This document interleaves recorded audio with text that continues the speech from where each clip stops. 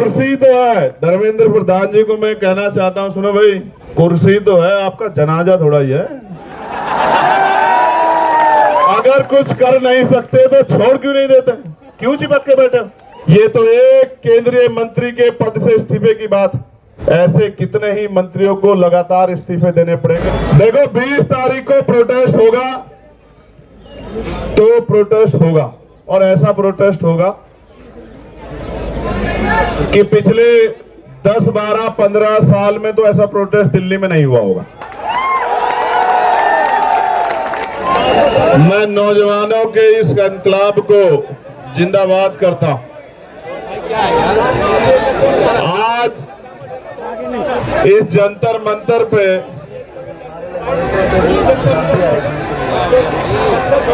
मैं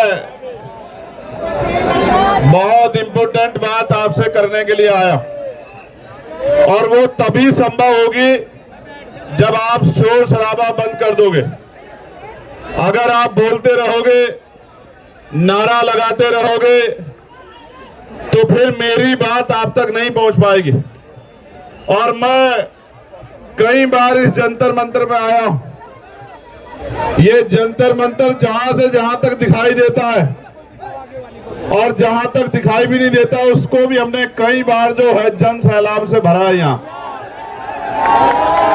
आप और मैं इस बात को जानते हैं, लेकिन आज के आने के पीछे जो उद्देश्य है वो बहुत महत्वपूर्ण है। सबसे पहले तो मैं इस आंदोलन के साथियों का धन्यवाद करना चाहता हूं।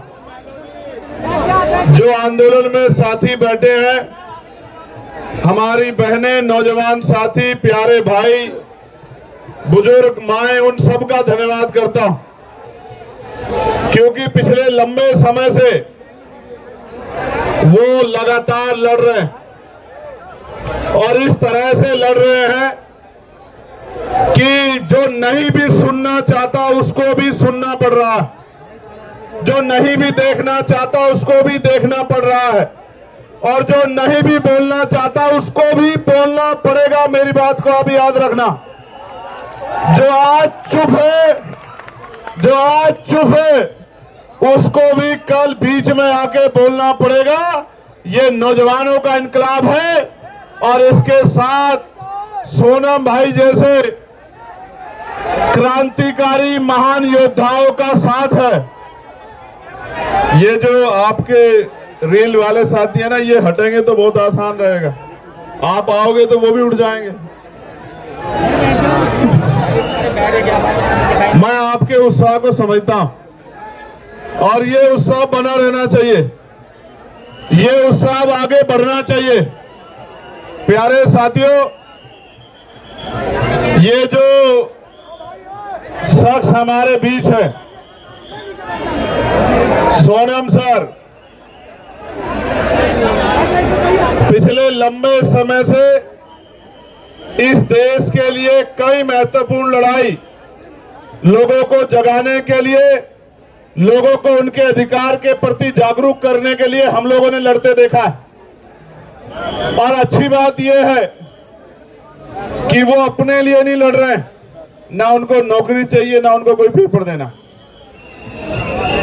ना उनको कोई नौकरी चाहिए सरकारी, ना उनको कोई पेपर देना है। और अगर वो अपनी जान को दांव पे लगा के यहां बैठे हैं और हटाए से नहीं हट रहे, इस बात का इनकलाब है, इस बात की चेतावनी है हुकूमत को कि अब ज्यादा दिन तक उनकी डिक्टेटरशिप चलने वाली नहीं है, उनको फैसला लेना पड़ेगा। मैं तो देख रहा था जहां लोग अपनी लड़ाई नहीं लड़ते, जहां लोग अपनी समस्याओं में नहीं खड़े होते, मुझे सहयोग से यह भी कहना पड़ेगा, इस देश के नौजवानों को अपने बारे में सोचना चाहिए, उन्हें अपने बारे में। आज वो इसलिए घर से बड़े पैमाने पर नहीं निकल पा रहे हैं क्योंकि घर के लोगों को लगता है कि अगर वो जाएंगे तो किसी मुसीबत का सामना करना पड़ सकता है। अगर आप अपनी लड़ाई अपने आप नहीं लड़ोगे तो आपकी लड़ाई कौन लड़ेगा। मैं पूरे धन्यवाद देता हूं इस मंच को, वो हमारी बहनें, हमारे भाई जो बैठे हैं भूख हड़ताल पे, अनशन पे, जो डटे हुए बारिश में, तूफान में, गर्मी में, सर्दी में, और मैं खुद आंदोलनकारी मैं जानता हूं कि जब कोई आंदोलन करने निकलता है तो उसको कितनी तरह का सामना करना पड़ता है।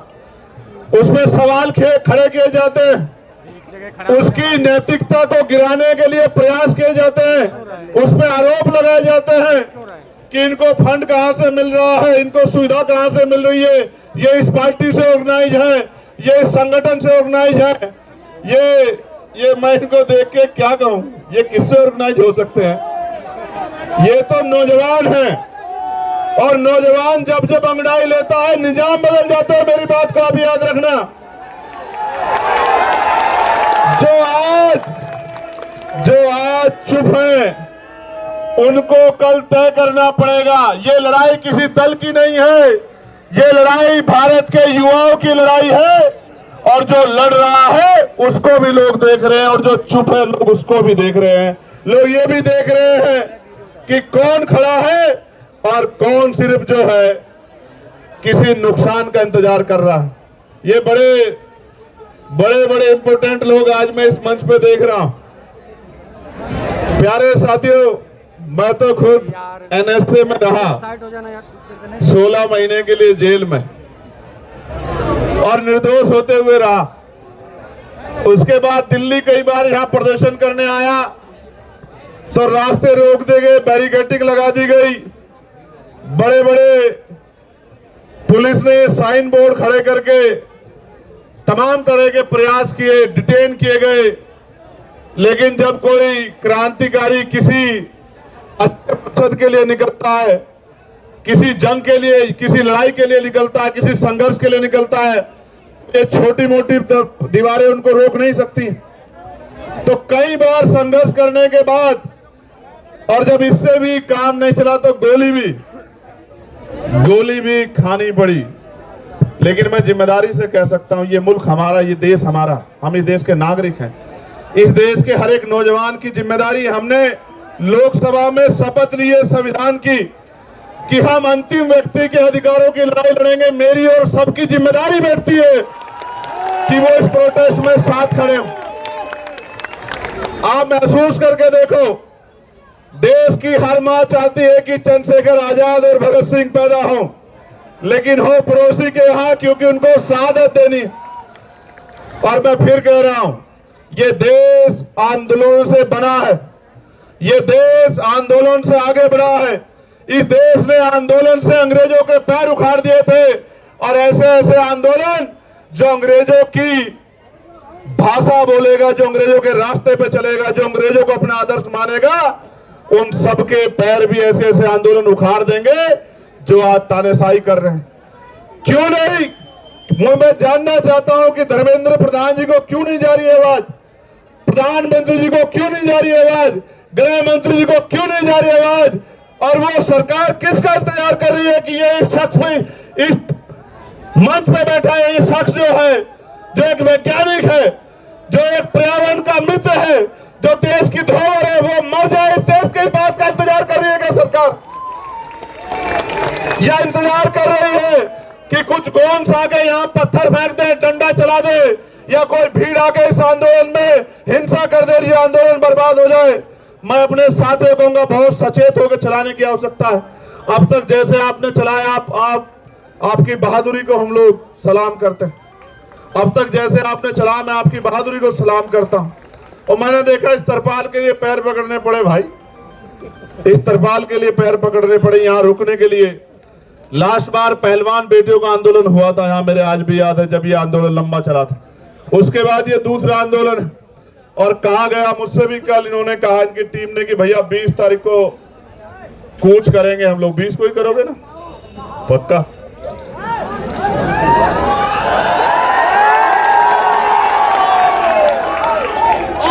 तो लिखो, नोट करो कि 20 तारीख को कूच करेंगे। मेरी बात को आप याद रखें। मैं 20 तारीख को ही आता, मेरा भरोसा करो, मैं 20 तारीख को ही आता। मैंने किसी को कहा भी नहीं आने के लिए, आप जानते हो, मैंने किसी से नहीं कहा कि आ जाओ, लेकिन इनकी वजह से आना पड़ा, इनकी वजह से आना पड़ा। मैंने इनसे कहा कि जाओ उनसे कहो कि वो अनशन त्याग दे, देश को उनकी जरूरत है, युवाओं को उनकी जरूरत है।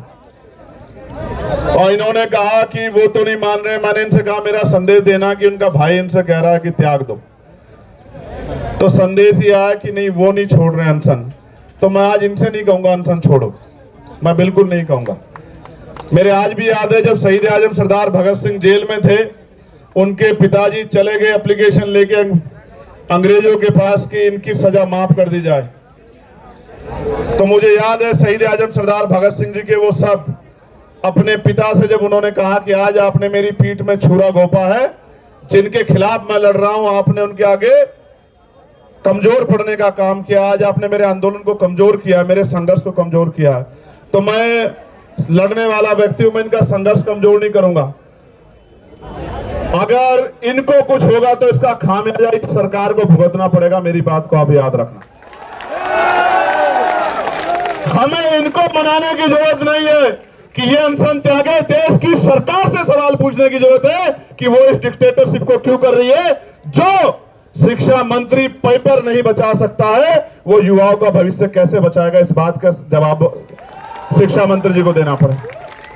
मैं फिर आपसे कह रहा हूं, ये आंदोलन युवाओं के भविष्य को बचाने के लिए, और मैं देश के हर एक युवा से कह रहा हूं, जब ये लड़ सकते हैं जिनको नौकरी नहीं चाहिए, जिनको पेपर नहीं देना, तो आप भी लड़ सकते हो। इसे इतना बड़ा करो आंदोलन को, क्योंकि ये लोकतांत्रिक व्यवस्था है, ये संवैधानिक देश है। जब आंदोलन बड़ा होगा, मैं गारंटी से कहता हूं कि सरकार झुक जाएगी। हमने पहले भी सरकार को झुकते हुए देखा।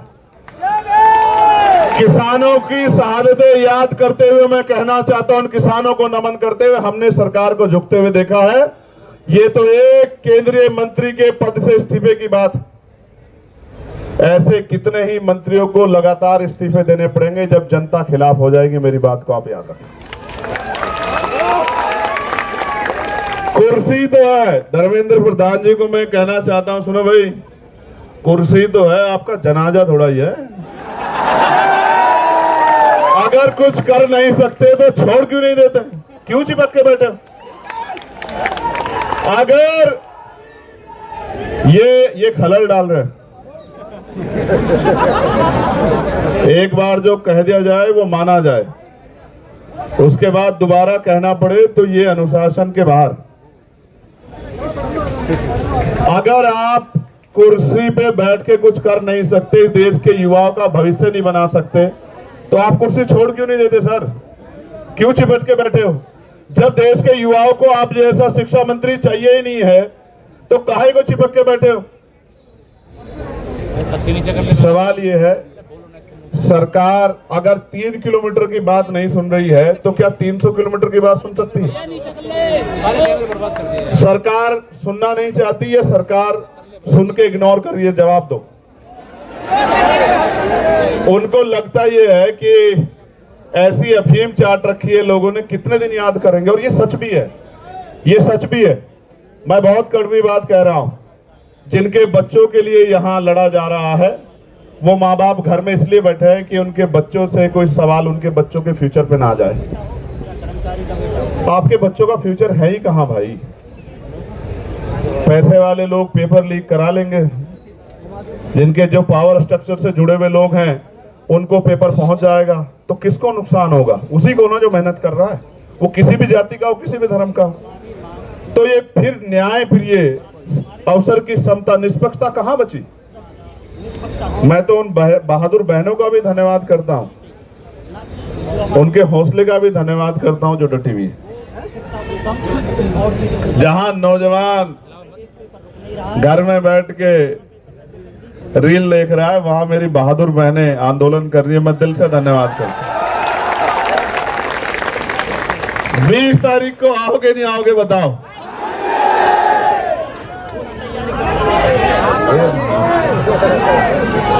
देखो एक चीज जानो, मैं इस आंदोलन पे कोई सवाल ना खड़ा हो, मेरी नैतिकता ये कहती है किसी वजह से इस आंदोलन पे कोई सवाल ना खड़ा हो। जब मैं वहां आया ना, तो अपनी पार्टी, अपने तमाम मन के इच्छाओं को मैं वहां रख के आया। किसी भी पवित्र आंदोलन पे सवाल किसी की वजह से नहीं खड़े होने चाहिए। हर व्यक्ति की जिम्मेदारी बैठती है, वो किसी भी पार्टी का हो। वो जब यहाँ आ जाए इस आंदोलन में तो वो छोड़ आए उसको। वो इसलिए आए क्योंकि उनसे पहले लोग लड़े। जो काम हमें करना चाहिए था वो काम ये टीम कर रही है। ये हमारी जिम्मेदारी थी। हम सपने दिखा रहे हैं, हमें लोग वोट कर रहे हैं, हम लोगों के बीच जा रहे हैं, ये हमारी जिम्मेदारी। इसलिए मैं तो आ जाऊंगा। और मैं तो फिर कह रहा हूं, मैंने उस दिन भी कहा मेरठ में जब मैंने उनकी हालत देखी कि मैं तो बैठ जाऊंगा। मैं बैठ गया तो फिर ये सरकार को भारी हो जाएगा। क्योंकि अगर मैं बैठूंगा तो जितना यहां ये इसका पूरा क्षेत्रफल है, इतने लोग तो रात तक आ जाएंगे। और एक जिले के नहीं आएंगे, एक प्रदेश के नहीं आएंगे। जिसको खबर लगेगी कि भैया वहां है वो आ जाएंगे सब लोग। आप समझ रहे हो? लेकिन ये आंदोलन पीसफुली चलता रहे। मैं इस आंदोलन पे कोई उंगली ना उठे, इसलिए मैं चाहता हूं। ये तो वैसे भी फंडेड लोग हैं। कहां से फंड आया आपको?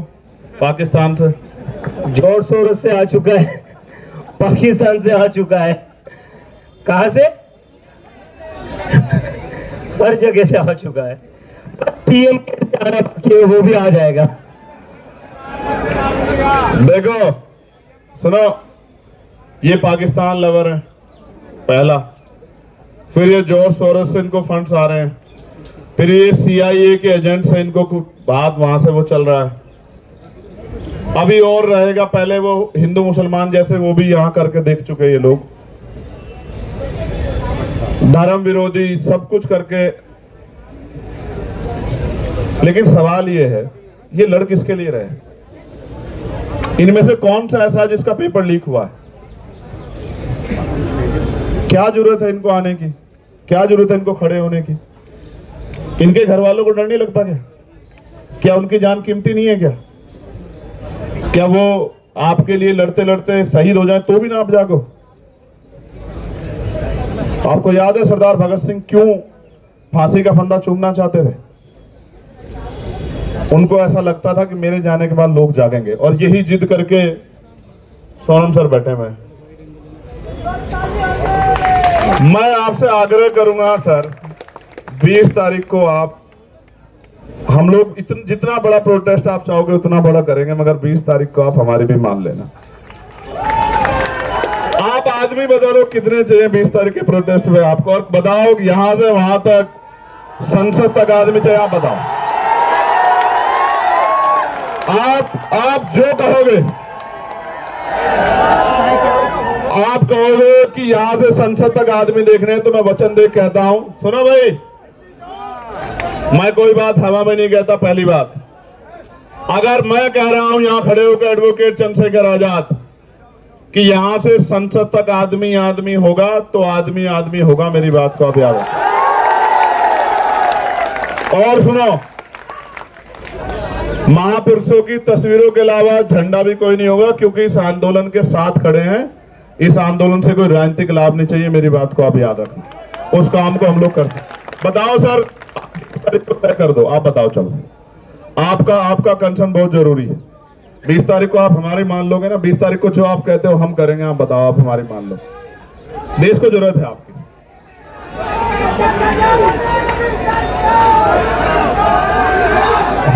आप 20 तारीख को हम कर रहे हैं। आप चाहते हो 20 तारीख को हम लोग जीत जाएं? आप बताओ पहले, मैं क्या चाहता हूं? मैं चाहता हूं ना, हमें हमारा जो है मजबूत पिलर भी हमारे साथ रहे, खड़े रहे, डटे रहे।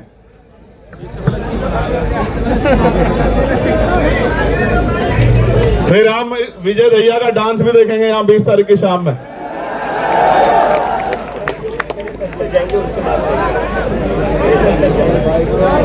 अगर हमारा प्रोटेस्ट सफल हो गया तो फिर आप शाम में हमारी बात मान लोगे? पक्का? ये डांस दिखाएगा शाम में, विजय डांस करके दिखाएगा शाम में। विजय आपका नाम?